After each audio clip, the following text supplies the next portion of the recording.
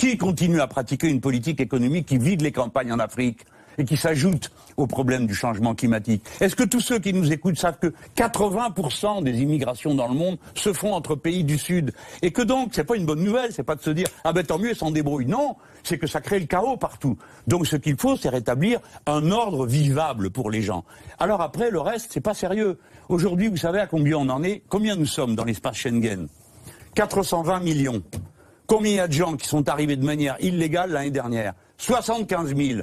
Alors c'est une invasion quand 75 000 personnes arrivent dans un ensemble de 420 millions. C'est pas sérieux. Et vous en faites quoi de ces 75 000, vous? Ah ben voilà, bonne question. J'en fais quoi? Mais qu'est-ce que je ne peux pas en faire? Ça, je le sais. Je ne peux pas les rejeter à la mer. Je suis obligé, quand ils arrivent, je ne peux pas faire autrement que de dire, bah voyons, qui êtes-vous, comment vous appelez, etc., etc. Mais on fait pas ça dans des camps ignobles, en gardant les gens sous clé avec leurs gosses, comme on vient de le décider en France. Je vous rappelle que M. Macron, qui fait le kéké aujourd'hui sur ces questions, M. Salvini l'a approuvé quand il a fait la loi immigration, asile, immigration, d'accord? Et la France, qui jette des larmes de crocodile grosses comme ça quand M. Trump dit on va séparer les enfants de leurs parents, se sèche vite les yeux, parce que chez nous, on va garder les mômes 95 jours en prison.